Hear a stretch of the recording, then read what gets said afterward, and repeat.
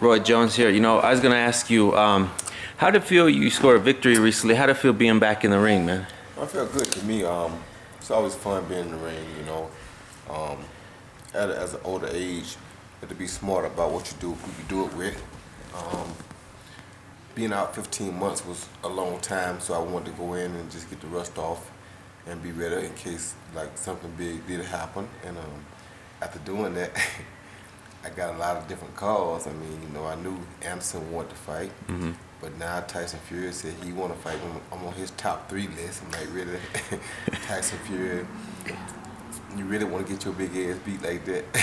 I mean, he good, he big, he knocked out Cunningham, so I know why he, thinks he can win, because, Cunningham a little bigger than me. Yeah.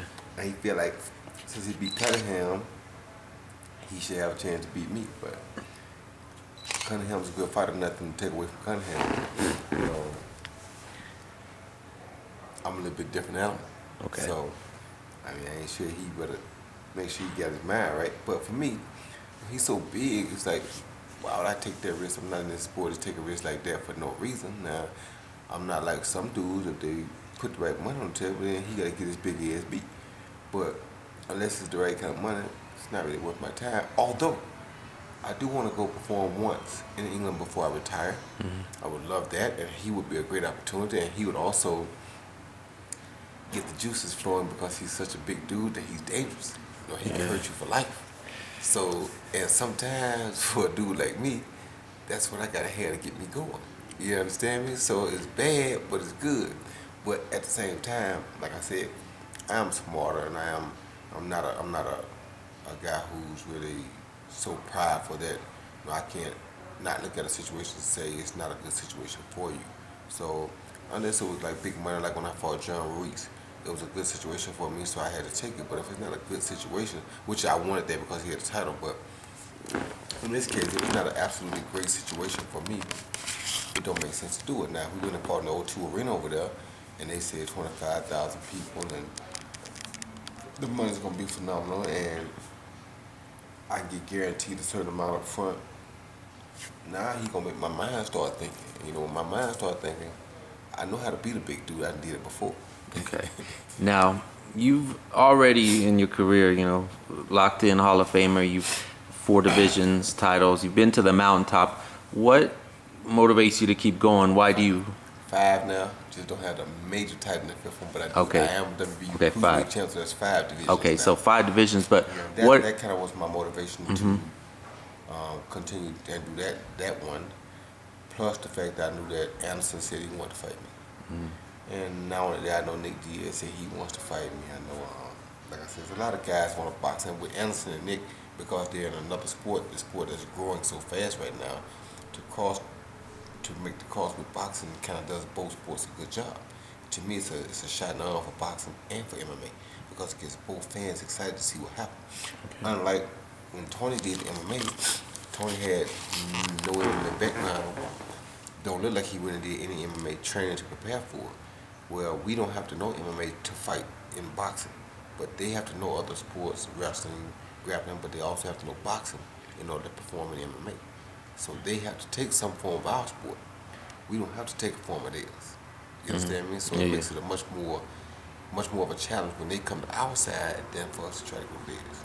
What did you think of Silva's loss, and were you upset how that played out? Never upset, because you got to understand, God does all things for a reason. Okay. That was something that was beyond his control. I knew Anderson had went and prepared the best that he could.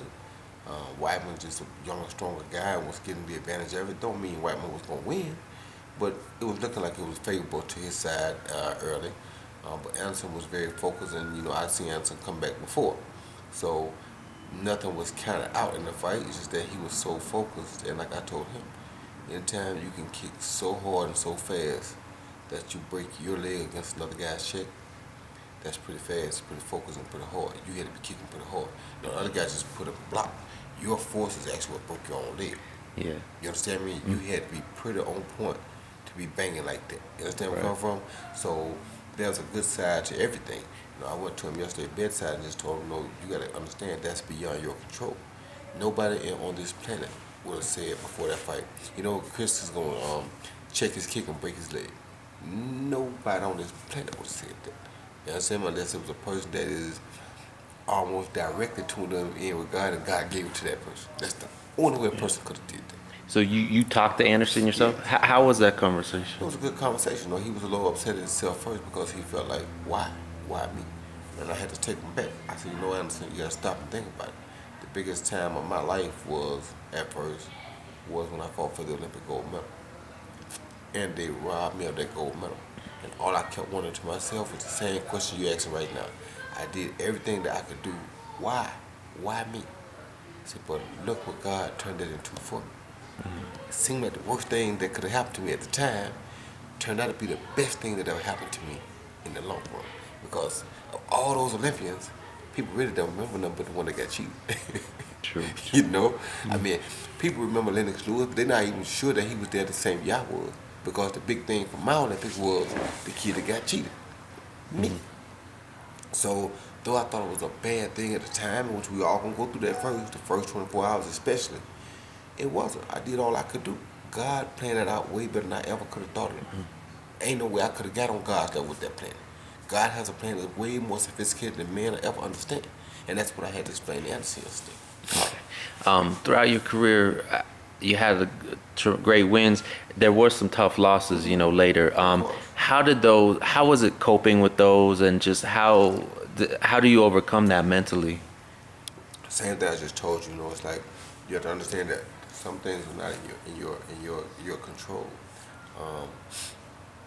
The first question that people ask is, would you do it all again the same way if you had to do it again? Yes, because I knew that it was meant for me.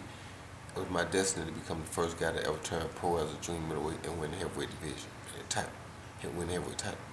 And it was also my destiny to go back and do what Bob Fitzsimmons did, but add more titles to it than he did. So now I've been cruiserweight champ too, and super middleweight champ, two divisions that wasn't around when he did it. So it's like everything else. You see, paid managers broke 3 records this year. You know what I'm saying? Records are made to be broke. Marks are set to be broken. When guys set a mark, you got to go beyond that mark, because if you don't live to that, what you living for? It's like a guy sitting in the truck coming up. If you don't have a dream, then what are you living for? Gotcha. My dream was to go and do something to add to that. And I've done that successfully. Now, if it cost me when I came back down in weight to be a little bit different, dehydrated, fall a little short, get caught, get knocked out a couple times. I mean, nobody likes that. But when you look at what I did it for, was the sacrifice worth it for me? Yes, because what I probably should have did was get out after I did that. But me, I'm a fighter. That's what I am by nature. God knows me better than I know myself. So God knows what He did that for, what reason He still got me showing people that you always can come back and do what you want to do. It's like people X me out and say that I'd never become cruiserweight champ. I know it's never be you, but it's still, I'm still a cruiserweight champ now. And another tune-up or two, and I will fight with Dorchek or whoever for the other WBC or whatever cruiserweight belt, because I don't fear a duck nothing. You understand where I'm coming from? So it's like I love really now sharing my knowledge of the sport with other people like Pascal and doing what I'm doing. But if there's a big event, I would do that. If it's not a big event, I could just go around the places that people want to see me perform kind of like I did in Moscow this last fight, and just keep it moving until I've done enough, or I felt like I did enough to accomplish what I want to accomplish, and I shut it down. But the thing is, for a guy my age, and I'm sure Bernard will tell you this, you can't keep turning on and turning off. You got to turn on and leave it on, because once you turn the car off, it get cold. And the older you get, the harder it is to get that car back going. You understand me? Yeah. So like even being here in camp today, I don't have the clothes for it yet.